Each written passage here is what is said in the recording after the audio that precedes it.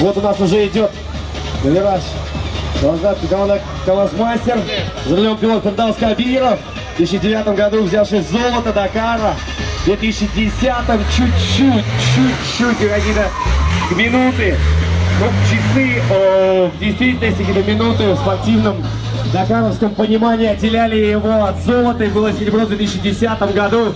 Серебро ралли Дакар. Команда КамАЗ-мастер, друзья, поаплодируйте, пожалуйста, безустанно. Эти ребята встают у истоков, поддерживают российский гоночный флаг. Благодаря им нас знают.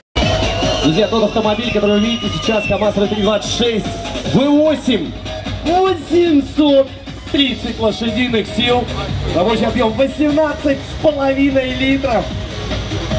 Объем топливного бака, друзья, знаете сколько?